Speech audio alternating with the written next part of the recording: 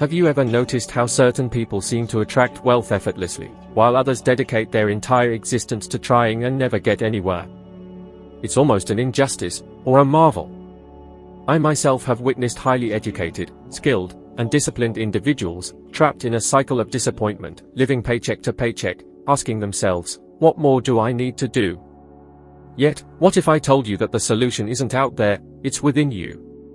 That the true source of scarcity and abundance doesn't lie in hard work, government policies, or the economic climate, but rather in your mental framework. Does that sound absurd? Yet, it was this very realization that transformed a debt-ridden young Canadian, who earned less than $4,000 annually, into a millionaire. Financial freedom doesn't begin with resources. It has its genesis in how you think about them. For a long time, I was convinced that the obstacle was external.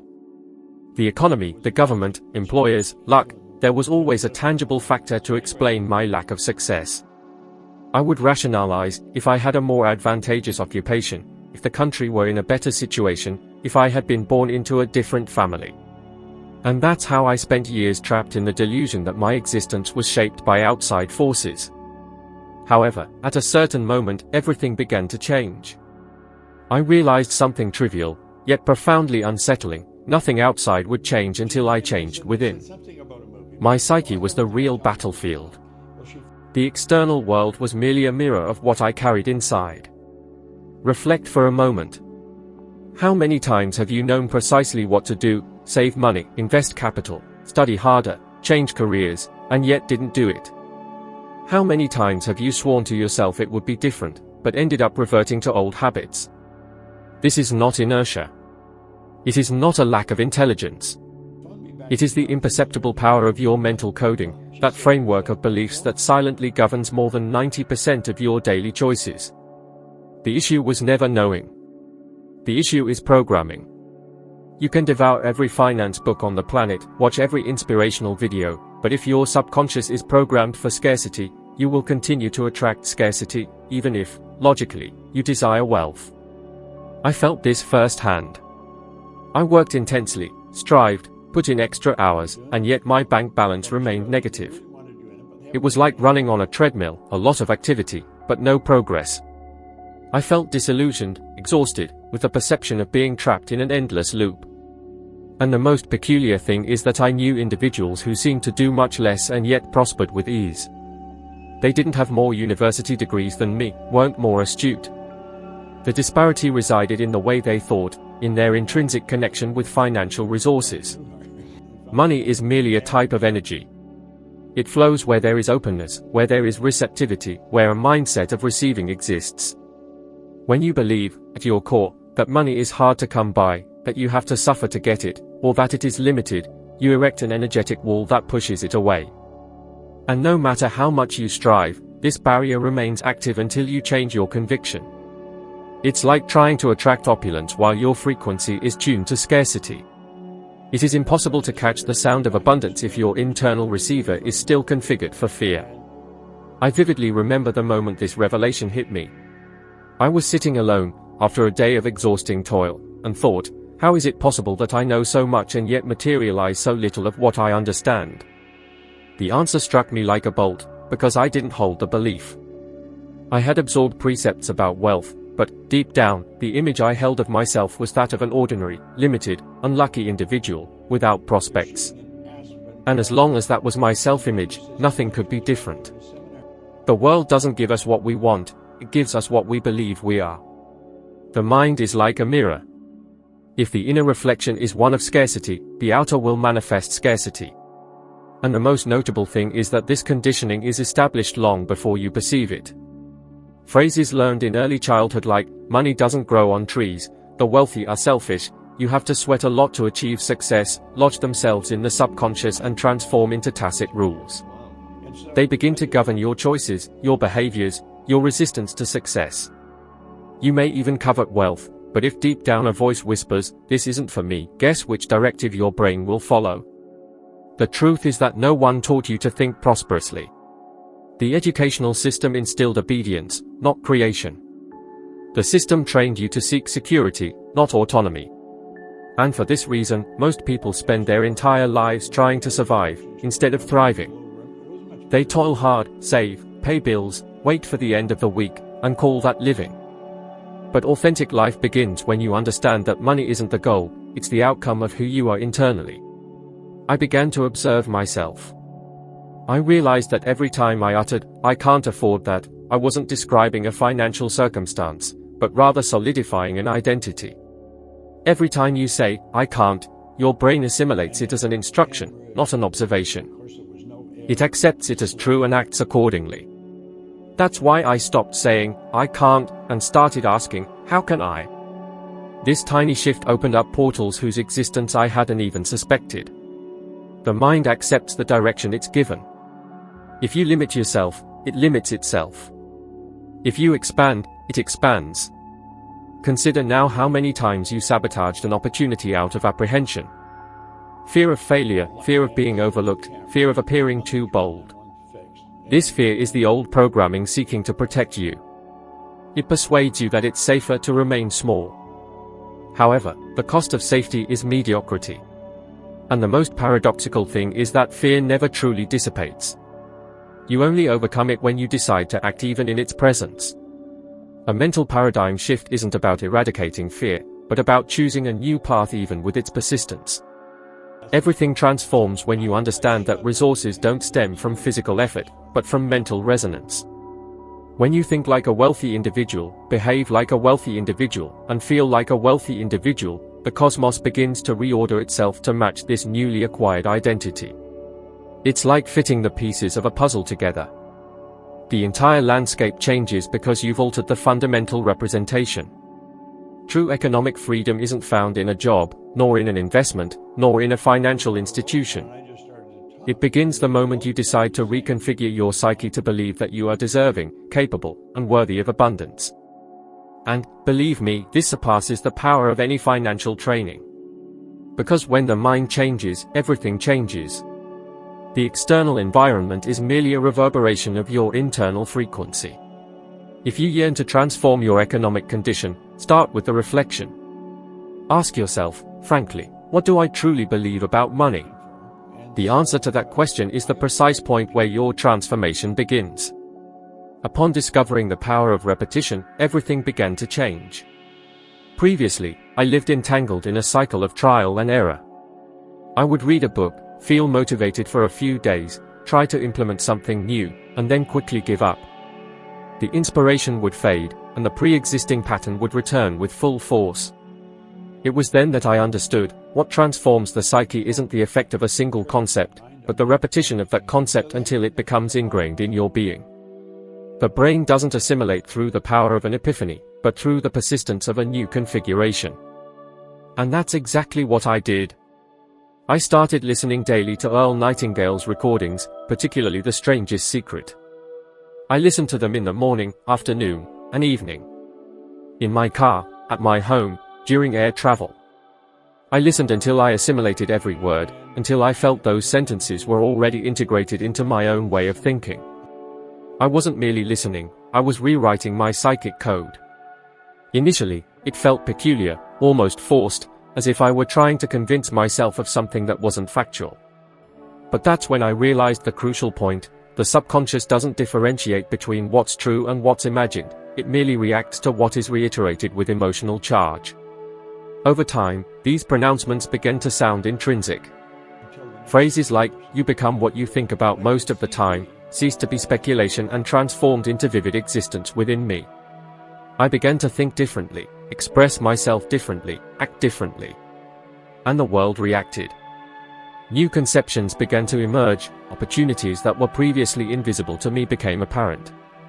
It was as if my mind had shifted frequency. And, in fact, it had shifted. Repetition forges familiarity, and familiarity produces acceptance. This is how internal reluctance is overcome. Ponder this: you don't believe something because it is true, you believe it because you've heard it so many times that your brain has come to accept it as trustworthy. From a very young age, we've been conditioned to believe that accumulating wealth is an uphill battle, that true success is reserved for an elite few, and that the world itself is fundamentally unjust. These ideas, constantly repeated and reinforced by authority figures, our parents, teachers, and friends, have laid the unshakable groundwork for your current mindset. To genuinely transform your life's path, you must therefore actively reverse this early programming by persistently embracing and reiterating new truths until they thoroughly override and replace those outdated, limiting beliefs. Have you ever noticed how a song you initially disliked, after being played and heard countless times, gradually becomes more appealing, even catchy? The human mind operates in much the same way. The subconscious absorbs information and concepts through continuous and uninterrupted exposure. It requires the auditory, visual, and sensory perception of new ideas, which must be consistently repeated to finally be accepted and internalized as part of your core being. It was with this fundamental understanding that I started a daily practice of intentional and conscious repetition. Every day, I would declare aloud affirmations such as, "I am a prosperous individual, surrounded by abundance, and fully deserving of receiving significant sums of money." In the beginning, this practice felt utterly nonsensical and baseless. I couldn't perceive an ounce of truth in the words I was speaking. Yet, my intuition told me that immediate belief wasn't necessary, only persistent repetition, fueled by genuine and focused intention. Gradually, a subtle yet significant shift began to occur. The words that had once been mere empty sounds started to gain substance, evoking a deep emotional resonance within me. I began to feel a quiet certainty, an inner conviction, an unwavering faith that grew stronger and expanded deep within my core. The very declarations that had once seemed so distant and unreal now echoed as an authentic proclamation of my true identity. It was as if my subconscious had finally grasped the message and replied, "Understood. This is the identity you aspire to embody from now on." And from that pivotal moment, the entire landscape of my existence underwent a radical and irreversible transformation. It's crucial to understand that the human brain functions much like a highly complex computer, and the thoughts you entertain daily serve as the constant inputs. If you persistently reiterate phrases like, "I don't have the ability, I lack the resources," or "this is inherently impossible," you are, in effect, meticulously programming your neural system to generate even more scarcity and limitation. Conversely, if your practice involves repeating assertions such as, "I possess the ability, I have the resources, I am worthy of," you are actively creating and reinforcing new neural pathways that begin to converge and work synergistically toward bringing that desired reality into being. This is pure and undeniable neuroplasticity, an intrinsically biological and scientifically validated phenomenon that demonstrates the brain's capacity to reshape and adapt itself. Every time you form a thought or vocalize a word, your brain establishes distinct electrical connections. The continuous repetition of these actions causes these connections to strengthen substantially until they become an entirely automatic response pattern. It is through this continuous and deliberate process that you modify your own destiny, by repeating the improved version of yourself until it definitively supersedes and replaces the old one. Initially, my financial situation was an accurate reflection of my old mental framework. I was accumulating debts that far outstripped my earnings, and with each passing month, the financial gap seemed to deepen and widen alarmingly. Nevertheless, an inner conviction, profound intuition, whispered to me that if I steadfastly held onto these new ideas and beliefs, sooner or later, reality would align itself to mirror this fresh perspective. And that is precisely what happened. One day, without any warning or preamble, I began to notice a series of small synchronicities and coincidences. An unexpected new client would appear, a surprising invitation for collaboration would arise, an unforeseen business opportunity would present itself. What I had systematically repeated in my mind started to manifest as tangible, concrete events.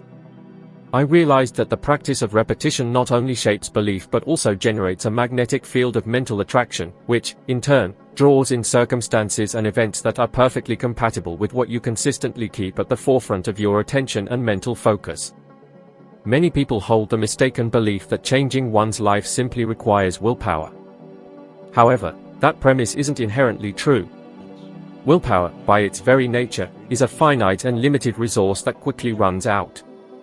Genuine, lasting transformation emerges from the programmatic reconfiguration of the mind, as this operates directly on our being's autopilot. When your subconscious adopts and accepts a new ideological proposition, The need to force or compel yourself to act disappears. This new approach simply integrates and becomes a natural extension of your existence. You then move towards success as an undeniable and inevitable consequence of your new internal setup. It was through this mechanism that I transitioned from earning just a few dollars each month to generating income in the thousands of dollars, and subsequently, into the millions of dollars. I didn't wait for the financial resources to arrive before changing my cognition. On the contrary, I changed my mental perception first, and the material resources flowed as a natural outcome. The practice of incessant repetition establishes and solidifies a belief. That belief, in turn, catalyzes the formation of a specific behavior. And that behavior, ultimately, culminates in the production of concrete and measurable results. This is the intrinsic and unbroken cycle of personal transformation. It's impossible to break or interrupt this sequence by starting at the end point, that is, by trying to change tangible results without first fostering a fundamental modification in the thought pattern that originates them. It would be akin to trying to change your reflection in a mirror without first changing the face looking into it. Given this, I ask you, what messages are you constantly echoing to yourself, deep within, every single day? What narratives do you allow yourself to tell, whether consciously or in a more subtle, unconscious way?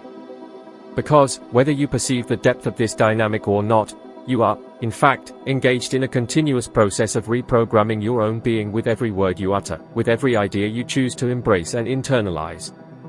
If your aspiration is to build a substantially new and more fulfilling existence, it is imperative that you begin to conceive and narrate a new story for yourself, and persistently reiterate it until this new narrative solidifies and becomes your intrinsic and unquestionable truth.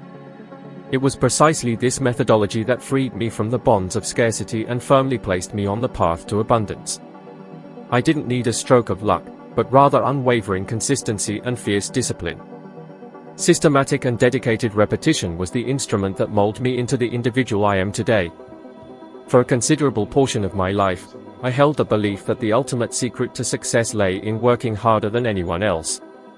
I would wake up at extremely early hours, go to bed late at night, invariably accept every task and opportunity that came my way, and felt immense pride in constantly being engaged and busy. Yet, deep down, I felt consumed by exhaustion, overwhelmed by frustration, and permeated by an existential emptiness. The more effort I exerted and the harder I pushed, the more financial resources seemed to slip uncontrollably through my fingers. I was trapped by an ingrained belief that still governs the vast majority of people, the notion that purely physical effort is the sole legitimate path to prosperity. However, effort devoid of clear and intentional mental guidance is nothing more than a futile and ineffective expenditure of energy. Working hard without simultaneously cultivating a consciousness of abundance is like constantly rowing against a strong current. You exhaust yourself, yet remain stuck at the starting point. I observed people around me who seemed to navigate life with remarkable ease and effortlessly. They didn't dedicate themselves to work days as long as mine, nor did they struggle with Herculean efforts to meet their financial obligations, yet they seemed to prosper with unsettling naturalness. This disparity deeply disturbed me. Why do they enjoy such good fortune and I don't? I questioned myself relentlessly. Until one day, the epiphany revealed itself with crystal clarity. It wasn't about mere chance or luck. It was a matter of vibrational frequency.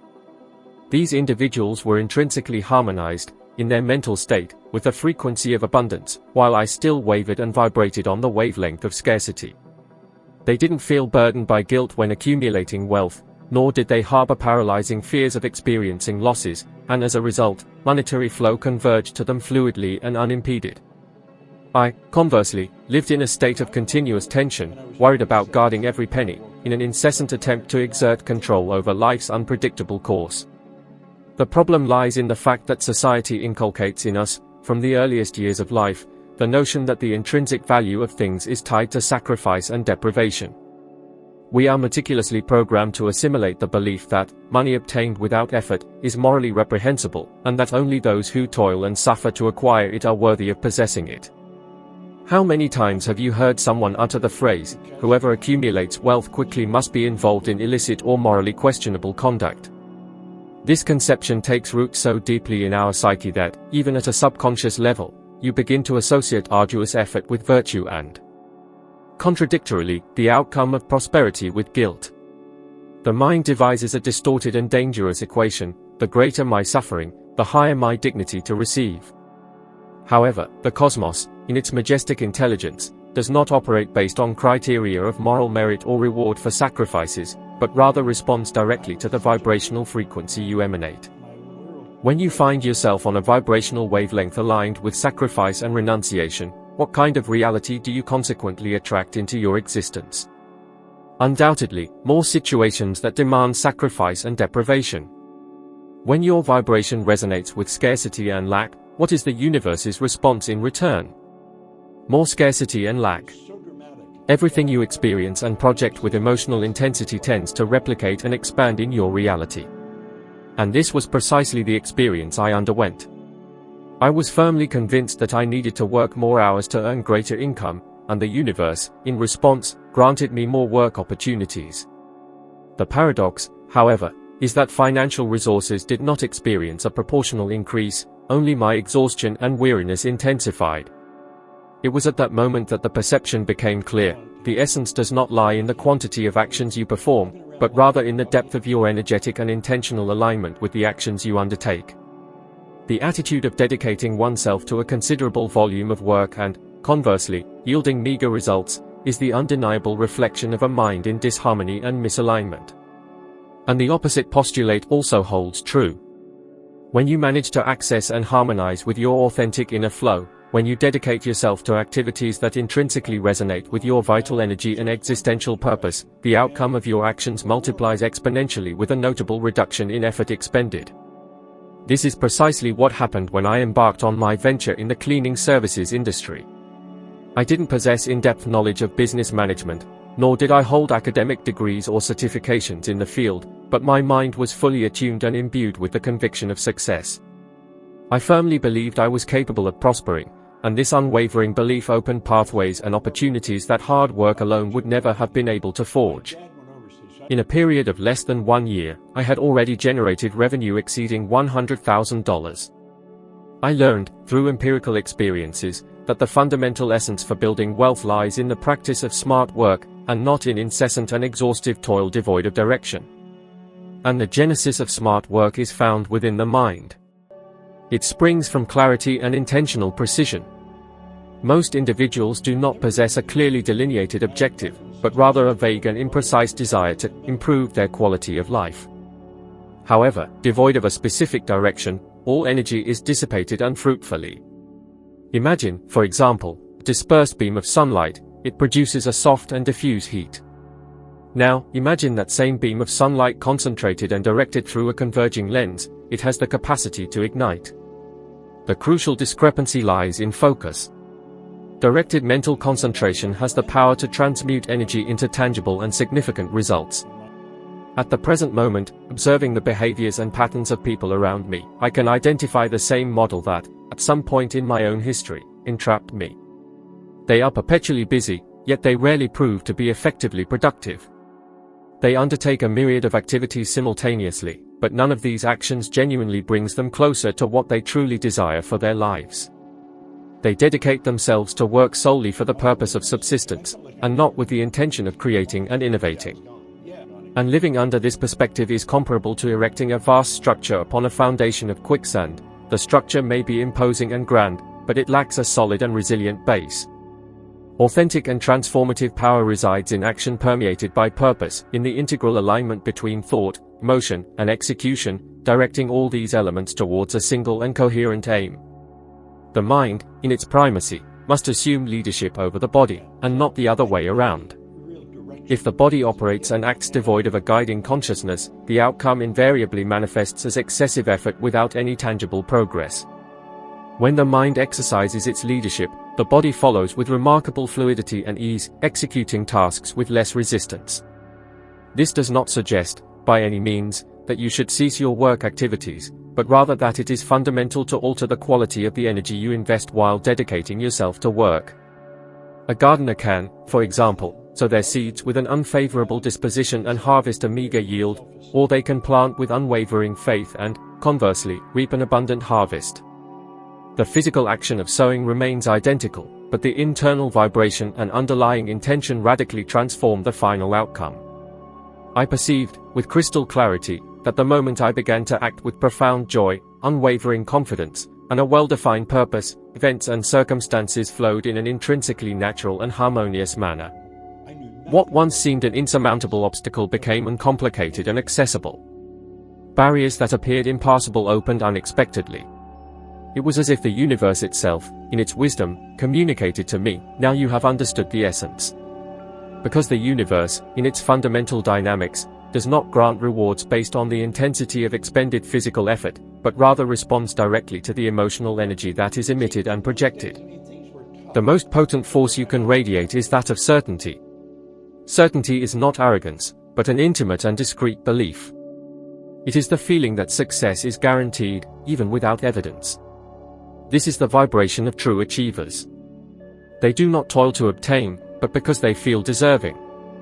They do not pursue success, they manifest it. And triumph, infallibly, reaches them. Your life can be transformed today, but you must break free from the idea that hard work is the only path. Diligence is valuable, but without direction, it becomes punishment. When your mind attunes to abundance, what once demanded vigor begins to flow naturally. It is not indolence, it is spiritual discernment. Fortune is not the fruit of perspiration, but of resonance. Strive less against the world and more for your own benefit. Financial autonomy emerges by ceasing to fight against the current and learning to flow with it. Choice is the precise moment when change begins. It's not a fleeting thought, nor a motivational concept that fades away when daily pressure returns. Choice is focused concentration on a goal. It is the boundary between what is dreamed and what is lived. I understood this painfully when all I possessed was a position in the fire department, debts that kept me from sleeping, and the perception of wasting my existence. It was at this point, seeing myself without direction, that I realized no one was coming to rescue me. If I didn't choose change, nothing would transform. And that's exactly what I did. I decided, irrevocably, that my path would be distinct. Such determination came with no applause or guarantees. It came with fear, uncertainty, and questions. But there was a distinction. This time, I didn't ask for permission, I didn't wait for courage, I simply decided and acted as if the new reality was already here. I remember the day I wrote on a card, "I feel so happy and grateful now that I earn $25,000 a year." At that moment, I was making less than $4,000 and owed $6,000. It all sounded incoherent, almost absurd. But decision-making doesn't have to be logical, it needs to be emotionally genuine. I didn't write it because I already believed it, but because I wanted to believe it. I needed to connect with a new facet of myself. Daily, I would reread that note, morning and night. I read it with feeling, with conviction, even if my rational intellect cried out that it was impossible. Gradually, something began to happen. Those words stopped being just words on a page and became an internal understanding. I started acting as someone who already lived that reality. My steps were different, my thoughts diverged, my speech changed. And life, like a mirror, began to reflect that. It's remarkable how the external world conforms to a truly firm internal decision. When you commit yourself entirely, the universe assimilates the message. Most people never truly decide. They claim to want change, but they persist in the same actions, repeating identical excuses. They express a desire for more capital, but continue to resonate with scarcity. They long for a new job, but keep complaining about their current one. They want freedom, but live seeking approval. That's not a decision, it's a longing. A longing is fragile, it dissipates at the first sign of a challenge. A decision, on the other hand, is irrefutable. It withstands fear, fatigue, and criticism. When you truly decide, there is no if, no perhaps. There is only how. The power of choice is so profound that science itself proves its effects. Research on neuroplasticity shows that when you make a clear, emotionally charged determination, the brain literally reorganizes its neural connections to align your behaviors with the new direction. It's as if a new pathway is opened in the mind. Each consistent choice strengthens this path until it becomes the new automatic pattern. Consequently, it's not the intensity of desire that changes your life, it's the daily repetition of a sustained decision, until the old self no longer finds space. I remember the exact moment everything began to transform. It was when I stopped waiting for the feeling of readiness. I chose to act even under fear. My intellect questioned, what if it doesn't work? And I retorted, what if it does? I chose to trust my intuition more than my rationality. And life rewarded such audacity. The first contract signed for my cleaning company emerged from an improbable chance, a last-minute client who appeared because I had made myself visible to be discovered. Had I waited for security, that opportunity would never have materialized. Decision is the beginning of all metamorphosis, but what sustains it is dedication. With each step of the journey, even if nothing seems to change, it's essential to reiterate that choice. It constitutes an exercise in practical faith. It's confronting the current situation, the debts, the adversities, the hesitations, and continuing to declare, this will change, because I have so determined it. The cosmos reacts to the congruence between what you meditate on, feel, and execute. If your mind yearns for progress, but your actions denote disbelief, the outcome will be ambiguous. However, if you think and act as someone already affluent, the world begins to adjust to ratify that new image. To decide also implies cutting off any routes of return. As long as an escape route exists, you will never burn the bridges that tie you to the past. When I chose to leave the fire department to forge my own path, many labeled me reckless. But deep down, I knew that if I kept a secondary option, I would retreat at the first obstacle. Authentic determination nullifies a plan B, it transmutes fear into a driving force. And that is precisely the circumstance that most people avoid, the discomfort of committing oneself entirely. The autonomy you seek lies beyond a firm decision. However, this choice is not merely an inspiring declaration, but an option supported by daily actions. Writing down your aspirations, visualizing, feeling as if they are already concrete, all of this integrates into the process of synchronizing your mind with the new vibration. The more you strengthen your determination with emotion, the faster your subconscious assimilates the new truth. And once the subconscious embraces it, existence changes. Today, looking back, I realize that the most influential moment of my journey was not when I accumulated my first $1 million, nor when I published a literary work. The turning point occurred on the day I wrote that card and unequivocally determined that I would never experience a restricted existence. This was the genesis of everything. For an authentic choice is not merely an option, it is a renewal. It reshapes your identity, what you tolerate, and even what you attract. When you decide with complete sincerity, the cosmos weaves in your favor, pathways open wide, and life responds with the same vehemence as your certainty. Everything begins and ends in a single moment, the instant when you, at last, choose. I have learned, throughout my life, that the universe does not reward those who hoard, but rather those who facilitate passage. Most individuals spend their days trying to retain everything they possess, their occupation, objects, relationships, habits, for fear of losing them. They suppose that by yielding, they will be left deprived. But the reality is quite the opposite. While you strive to hold onto everything, you obstruct the spontaneous flow of existence. The current of abundance cannot flow towards those who exist in a state of retraction. For something new to enter, it's essential to create a vacuum. That's what I understood almost literally one day, upon returning home and finding my kitchen furniture missing. At that moment, I smiled. They told me, you yourself mentioned it was time to create space for the unexpected. And, to some extent, they were right.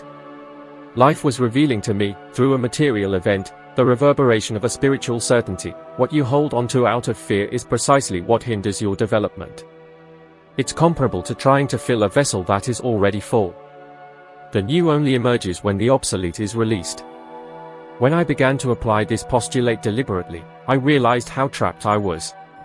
I clung to positions that no longer brought me satisfaction, maintained friendships based on habit, and stored items that had lost their purpose.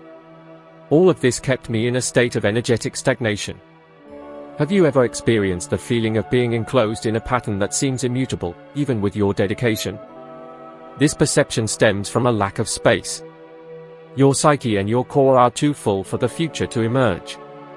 How many individuals declare, "I desire a new love," but remain emotionally tied to someone from the past? Or, "I long for a new occupation," but persist in lamenting the current one without the boldness to detach themselves? It's the same paradigm. They yearn for the innovative without renouncing the old. But the cosmos does not operate by summation, it acts by exchange. Detaching from the obsolete does not mean discarding everything thoughtlessly, but rather learning to release what has already served its purpose. It is to understand that each period of existence presents elements, individuals, and situations pertinent to that specific moment. When the purpose fades, insisting is like holding a heavy anchor while trying to swim. I had to learn this truth in the most painful way possible. Upon leaving the fire department, I felt apprehension, uncertainty, and regret. It was a stable job, with guaranteed income and benefits. Yet, deep down, I knew that life no longer represented me. The stability I had achieved was, in fact, a prison disguised as security. Making the decision to leave was frightening, but also liberating. The space that formed allowed me to build something new, my inaugural venture. The rule is simple: a vacuum attracts fulfillment. This is a law of the physical universe and the spiritual realm. When you open a space, nature rushes to occupy it. If you empty a compartment, new items quickly appear that make more sense for that moment. The same occurs with the personal journey. When you disengage from a relationship that no longer contributes, new individuals appear in alignment with your energy. When you free yourself from old habits, opportunities arise that were held back by your routine. Everything begins with a conscious choice: I allow myself to create space. There is something profoundly powerful in this gesture. When you detach, you send an explicit message to the universe: I place my trust. And trust is the genuine attractor of abundance. Fear questions, what if I lose everything? Faith replies, what if I achieve something better? It is in this environment of trust that magic manifests. That is exactly what I experienced when I decided to get rid of everything that no longer corresponded to the person I wished to be. I started in a symbolic way. I donated clothing, discarded old documents, purified my residence of objects that carried memories of a phase that had already ended. And something peculiar happened. I began to feel lighter, more creative, more available. It's as if every empty space in my home mirrored a void opening within my mind. Letting go of the old is an act of faith. It's declaring your belief in life's generosity, trusting that you don't need to cling out of fear of scarcity. And this is where many stumble. They say, when I have more money, I'll invest in myself, or, when I feel safe, I'll take a risk. But the paradox is that certainty comes after the leap, not before. You have to jump with faith before the safety net appears. That's what I did when I started my cleaning business. I had no experience, no financial resources, but I had an inner space and confidence. And, incredibly, the financial resources started flowing in unexpected ways. The human mind fears emptiness because it associates letting go with loss. But emptiness is merely the precursor to what's new. When you create space, energy begins to circulate again.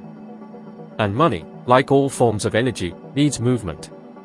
If you try to control it, holding onto it out of fear, it stagnates. When you use it with intention, gratitude, and trust, it returns multiplied. The same applies to your desires. If you cling too tightly to an outcome, trying to control it, you block its very manifestation. To let go is to clear the path. Consider the areas of your life where there's excess, commitments that no longer serve you, people who drain you, objects that tether you to the past. All of this occupies space that could be used by something new and unprecedented. Try a simple experiment: pick a drawer, a closet, a section of your home. Empty it completely and ask yourself, does this represent the person I'm becoming? If the answer is no, give thanks and release it. You'll notice how this physical act shifts your energy. And when your energy changes, the world responds. Abundance isn't about accumulating, it's about flowing. When you grasp this, you realize that loss isn't punishment, it's preparation. It's the universe rearranging the landscape for something greater to enter. I lost many things along the way: jobs, friendships, comfort zones. And today, looking back, I see that each loss was, in fact, disguised emancipation. The old must perish for the new to emerge. And the courage to detach is what distinguishes those who live reacting to what life imposes from those who consciously shape their own destiny. Therefore, if there's something in your life that oppresses you, restricts you, or drains you, perhaps it's time to allow it to leave. Because as long as you hold on to what no longer resonates with who you are, you're communicating to the universe. I'm content with this. And it, being obedient, keeps you exactly where you are. But the moment you let go, it understands the message, I'm ready for the new. And it's at that point that life, with all its force, begins to move in your direction. Trust is the invisible pillar upon which all prosperity is built. It took me a considerable amount of time to truly grasp this. For a long time, I waited for the appropriate moment, the perfect sign, the ideal opportunity. I believed that, first, I needed to have more money, more security, more guarantees before taking action. However, the universe doesn't operate that way. It doesn't respond to hesitation. It responds to certainty. I only began to change my reality when I decided to trust, even without evidence, even without the flawless scenario. Trust is a silent declaration that tells the universe, I believe before I see. When you trust, things begin to move.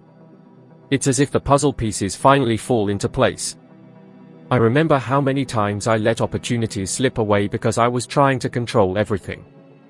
I wanted to be convinced that it would work out before I started. And the result? Nothing happened. Until the day I realized that control is the prison of fear disguised as prudence. People claim, I'm preparing, but what they're actually doing is procrastinating. They are waiting for a risk-free future, and that future never materializes. Life rewards those who commit, not those who wait. I started practicing something simple yet transformative, acting as if it were already achievable. Even if my mind doubted, I acted. When I launched my business, I didn't know exactly how I'd cover all the expenses, but I carried myself as someone who was already successful. I served each customer with confidence, spoke with conviction, and saw myself as the owner of a thriving business. And the interesting thing is that people began to treat me according to that image. My outer reality merely mirrored what I decided to feel internally. This is what I call acting by faith. But faith isn't a mystical word. It's an energy with practical application. It's a mental stance in the face of uncertainty. When you act with faith, you send out a vibrational signal of trust, and the universe responds with compatible circumstances. Science is beginning to unravel this.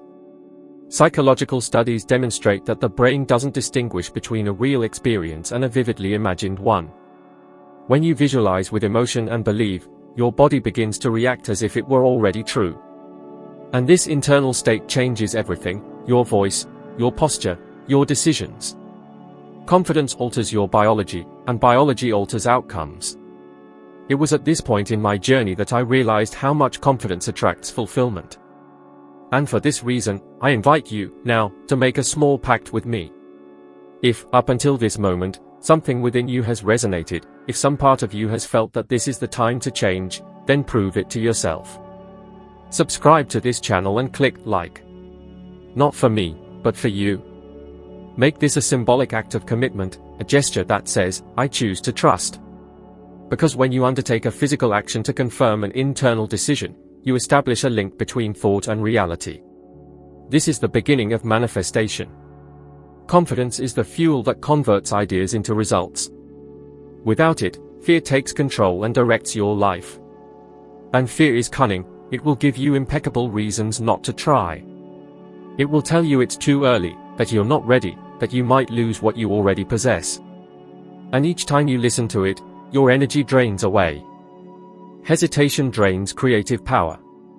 But when you trust and act, fear may still be present, yet it loses its leadership. I learned to coexist with fear as one listens to an old acquaintance, it appears, but I move forward regardless. The difference between those who achieve and those who merely dream lies in the willingness to act amidst uncertainty. Successful individuals aren't those without fear, they are those who have learned to act in spite of it. When I started giving talks, for example, I trembled before stepping onto the stage. I thought, who am I to speak about success? But something inside me said, if you don't trust your voice, no one else will. So I took a deep breath, stepped up, and started speaking, even with my voice trembling. And, as time went on, fear quieted in the face of practiced confidence. It's crucial to understand that trust isn't built all at once. It develops with small, daily victories. It's like a muscle. Each time you act bravely, you reinforce the conviction that you are capable. And, gradually, what seemed unattainable begins to feel natural. I witnessed this not only in my own journey, but in the journeys of thousands of individuals to whom I applied this principle. Some people started with substantial debts, others with ruined relationships, others, quite simply, devoid of hope. All had one thing in common, a lack of self-confidence. As they learned to believe, even in the absence of tangible evidence, their lives changed radically. Belief is the pillar of manifestation. You don't attract what you wish for, but rather what you believe you are capable of maintaining. Consequently, the initial step to experience fulfillment is to behave as if it already belongs to you. Abandon the expectation for the opportune moment. The opportune moment is when you make a decision.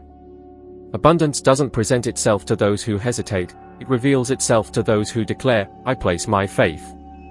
And it was precisely this that completely altered my reality. From the moment I began to place genuine faith, to trust in my calling, in my ideas, in existence itself, everything started to unfold spontaneously. Opportunities that had previously been imperceptible began to emerge, the right individuals started to appear, the circumstances began to align. This didn't happen because the external environment changed, but because I changed the way I resonated with it. The act of begging ceased, and the act of allowing began. What you place your belief in determines what you materialize. And having faith, ultimately, constitutes an act of bravery. It's the point where you contemplate the unknowable and declare, even without knowing the outcome, I choose to be certain.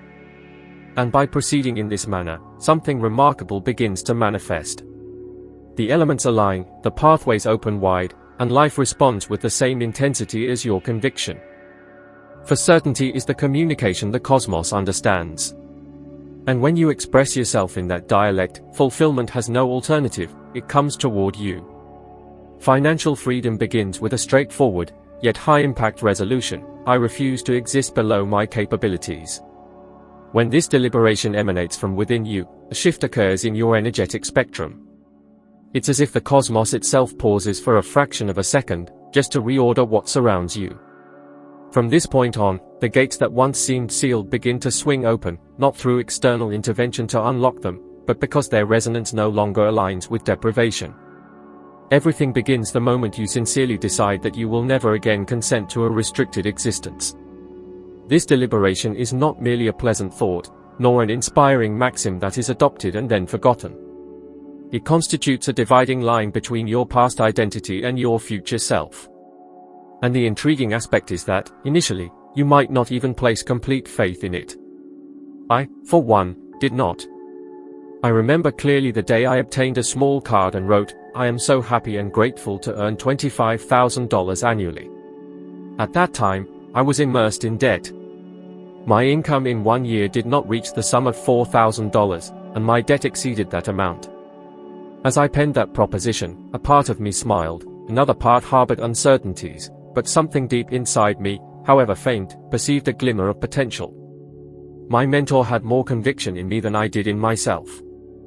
And, therefore, I executed what most of humanity avoids, I borrowed his belief until my own solidified.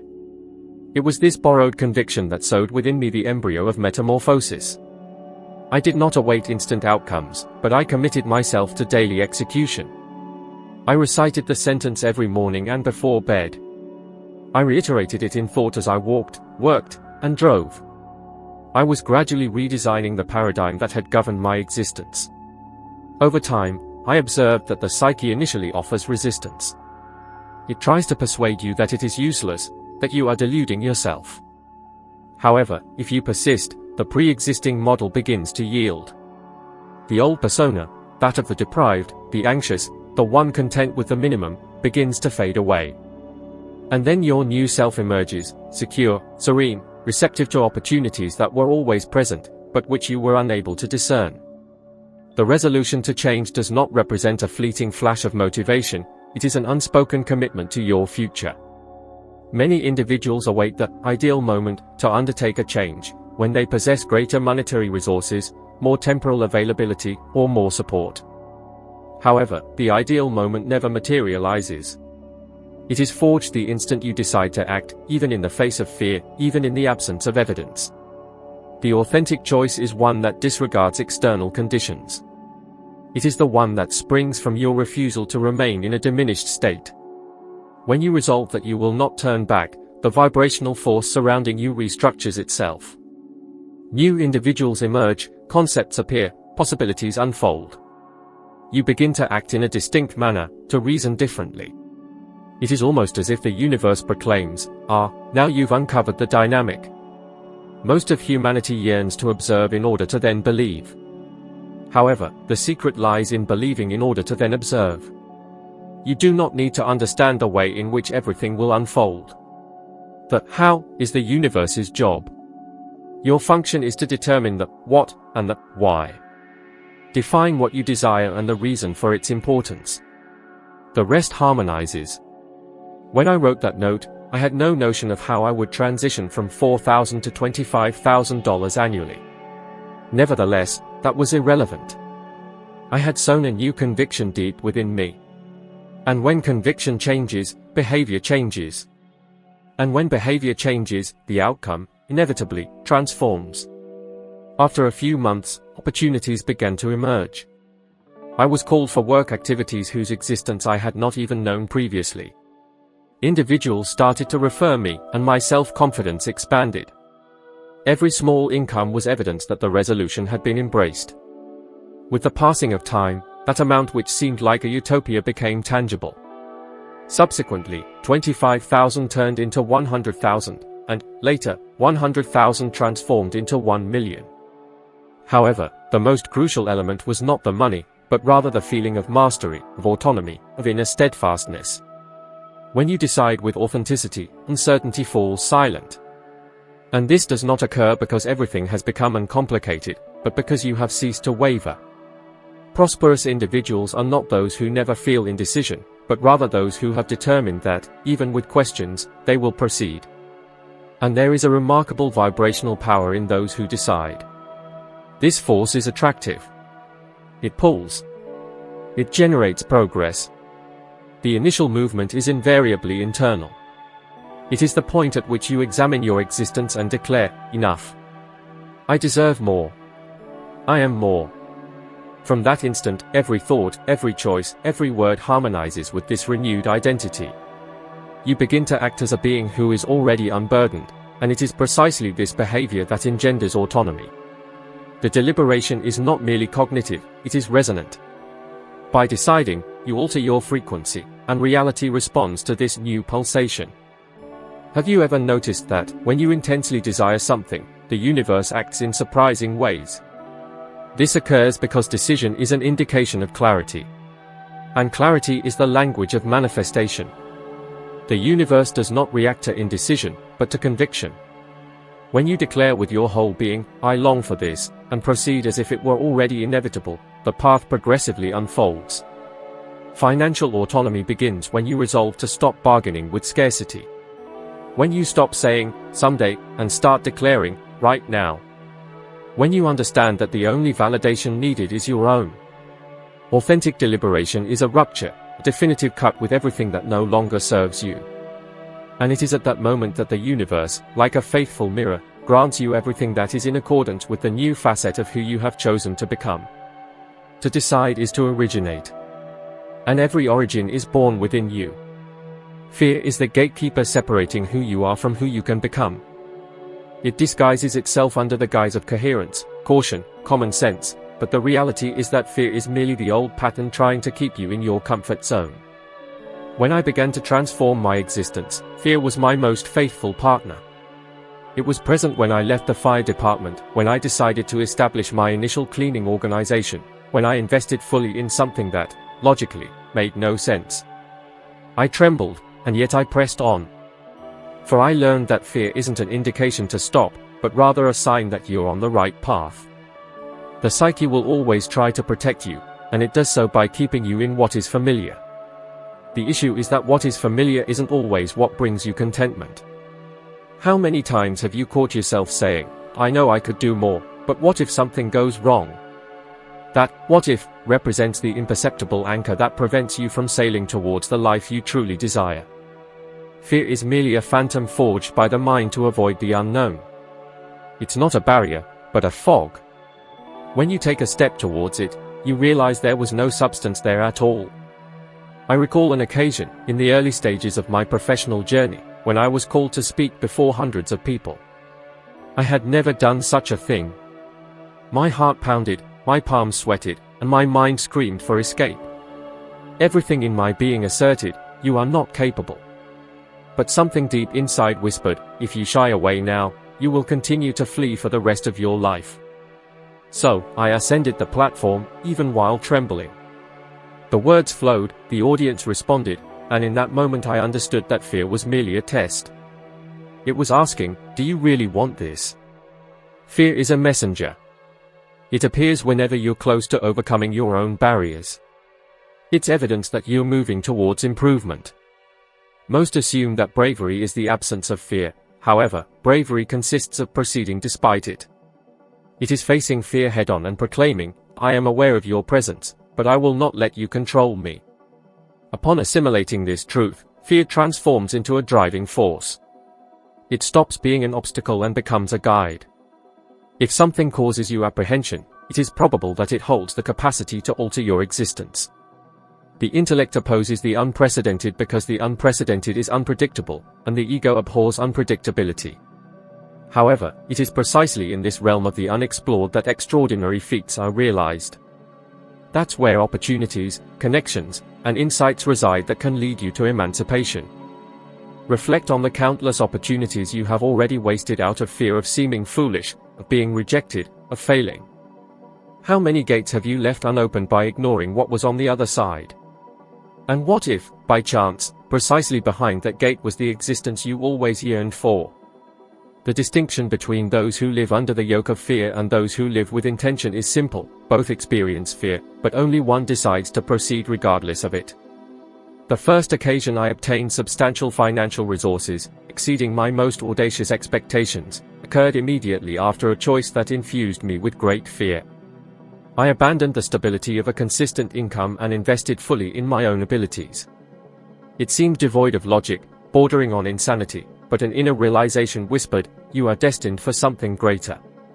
This perception is intuition, and it invariably speaks more softly than fear, which is why it's crucial to quiet the cacophony of uncertainties to truly hear it. Over time, I've come to understand that apprehension never completely dissipates. It transforms. Initially, it's the dread of beginning. Later, the fear of losing what has been achieved. Further on, the unease of not being enough. Yet, the more one confronts this emotion, the more one realizes it's merely a reflection cast by the brilliance of one's aspirations. The more intense the fear, the vaster the potential of what lies beyond it. Nowadays, every time I feel apprehension, I crack a smile. For I know something significant is about to manifest. I've learned to progress in its company. When fear emerges, I breathe deeply, align myself with my intention, and move forward. I constantly take action. Because fear only holds sway over those who stagnate. Action dissolves it. Countless individuals remain inert, waiting for bravery to manifest before taking initiative. However, courage doesn't precede action. It emerges in the very act of doing. It is by moving forward, even with hesitation, that you realize you are more capable than you presumed. It is imperative to prove yourself right. Each time you face fear, you recalibrate your subconscious. You are communicating to it, "I am in control here, not you." And the more you practice this, the more fear diminishes its influence, until it transforms solely into a reminder that you are in a process of expansion. Consider the prominent figures who transformed the planet. All of them experienced fear. Thomas Edison, Walt Disney, Oprah Winfrey, Steve Jobs. None of these personalities were immune to fear, but all shared one characteristic: they didn't allow fear to dictate their choices. This is what differentiates those who forge their existence from those who merely react to it. It's possible to feel fear, but you don't have to surrender to it. Autonomy begins the moment you act, even without certainty. By trusting that the cosmos will not confront you with something you cannot bear, fear transforms into conviction. Conviction in yourself, conviction in your path, conviction in existence. And it is this conviction that moves mountains, generates prosperity, and completely reshapes your future. Therefore, the next time fear manifests, embrace it as an indicator. It means you are at the frontier between the old and the emerging, between inertia and progress. Move forward. Even if it's a tiny step, even if it's uncertain. Because, the moment you transcend fear, freedom begins to accompany you. And you realize that what seemed unattainable was always just waiting for one condition: your courage to take a risk. Every element in nature is in constant motion. The river flows, the wind shifts its course, annual cycles renew themselves, the sun rises and sets. Nothing remains static, for fluidity is the essence of existence. And with financial resources, the dynamic is identical. Capital is a form of energy, and energy needs circulation. When you try to retain it, it dissipates. When you place trust and allow it to flow, it returns exponentially. I acquired this understanding the hard way. There was a time when, for fear of losing the little I had, I clung to every single cent as if the end of times were imminent. I was conditioned to a scarcity mindset, to the belief that hoarding means security. Yet, the more I held on, the more life revealed the opposite to me. Expenses grew, unexpected events arose, and funds, somehow, always found a way to disappear. It was at that point that I understood that, among the most powerful laws of abundance, there is one that states, capital is not owned by those who hoard it, but by those who move it with discernment.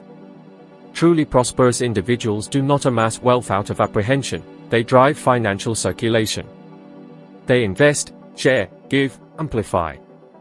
Not by acting thoughtlessly, but by understanding the inherent current of affluence. Money resembles lifeblood: if its flow ceases, it deteriorates. And yet, most people dedicate their lives to trying to contain it, believing that stability comes from retention. However, genuine security emanates from conviction in the flow. When I consciously began to apply this law, everything changed. I recall a certain occasion when I hesitated to invest in my own development. A certain costly study program, something that seemed exorbitant for my finances. My reason cried out, if you spend that, there will be scarcity later. Yet, an inner conviction asserted the opposite: this investment is proof of your self-trust. So, I proceeded. And this mere gesture of faith resulted in a chain of opportunities that expanded the invested amount many times over. At that moment, I understood that it wasn't the capital that was at stake, but rather my connection to it. Most human beings assume that abundance comes from receiving more. However, what truly alters the dynamic is learning to interact with financial resources in an unhindered way, without attachment, without fear, without remorse. Notice how capital reacts to your emotional state. When you experience guilt upon spending, it distances itself with the identical vibration. When you spend with joy and gratitude, it finds ways to return. It is an energetic law as precise as gravitational pull. How many times have you encountered someone who had all the prerequisites for success, but who incessantly proclaims, "Money always escapes me"? And that is precisely what happens. For that is the vibrational programming of that individual. Capital moves away because they repel it with the energy of fear and deprivation. Money does not appreciate rigidity, it gravitates towards simplicity, continuity, conviction. I began to view capital as a valuable guest. When it arrived, I welcomed it with gratitude. When it departed, I allowed it to go with faith, convinced that it would return accompanied. This mental posture entirely reshaped my existence. And the intriguing thing is that the more I gave, the more I received. Not just in monetary amounts, but in ideas, connections, opportunities. By allowing resources to move, existence understands that you are prepared for greater abundance, and responds in equal measure. There is a certain precept called the vacuum principle. It states that for the new to enter, it is essential to create space. With financial resources, the equivalence is total. If you hold onto every single coin, you obstruct the flow. But if you learn to release with clarity, you build a conduit for more vigor to arrive. This does not constitute an incentive for recklessness, but rather for conviction. Conviction that the cosmos functions in balance, that everything given away with goodwill returns amplified. And it's not solely about material contribution. Sometimes, fluidity reveals itself by sharing your time, your dedication, your knowledge. For prosperity is not an account balance, it is an inner state. By acting with magnanimity, you communicate to the cosmos, I trust that there is an inexhaustible source for this. And the cosmos replies, yes, there is. Capital is a messenger, it demonstrates your feelings about existence. If you fear its loss, it's because you don't believe in your own creative capacity. If you revere it excessively, it's because you judge it to be worth more than you are. But when you understand that money is merely a manifestation of your vitality, you wield it as a tool and not as a sovereign. It is at this stage that autonomy begins. Scarcity resides in the mind, not in the bank balance. There are individuals who possess millions of dollars and live in anguish, and people who are stripped of possessions but rest serenely. What differs is the inner flow, the sense of worth, the vibration of security. Capital reacts to consistency. If you express prosperity but experience fear, it does not materialize. However, if you feel gratitude before receiving, it approaches spontaneously. I often assert, capital is not loyal to any individual, it is loyal to energy. It always gravitates to where it is well received. And being well received doesn't mean being retained, it's being propelled with a purpose. By giving, investing, sharing, you communicate to the cosmos, I believe there is abundance for all. And this conviction establishes a direct link with prosperity. Thus, whenever you hesitate to give, invest, or believe, remember, what you fear losing is what the cosmos wants you to multiply. The more you resist, the more the flow restricts. But upon releasing, everything returns with vigor, like the tide that recedes only to advance even more powerfully. Prosperity is not what you accumulate, but the energy you allow to flow within you.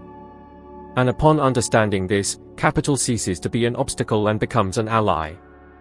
It begins to seek you out, not because you hunt it, but because you vibrate at the frequency of security, serenity, and autonomy. And when money feels welcome, it never truly leaves. The existential flow is uninterrupted, and the more you align with it, the more you notice that nothing is truly lost, everything merely reshapes itself. Finances, opportunities, connections, everything arrives and departs based on the vibration you radiate. By internalizing and living this truth, abundance ceases to be a remote ideal and becomes your natural state of being. If this topic has made you ponder, if something has awakened in your soul, share this recording with someone special, perhaps they need to hear exactly this today. A simple conversation can sometimes completely shift the direction of your life. I'm profoundly grateful for your presence, for being part of this journey of growth and clarity. Stay with me, because in the upcoming video, we'll delve deeper into this inner transformation that unlocks every avenue to abundance. See you then.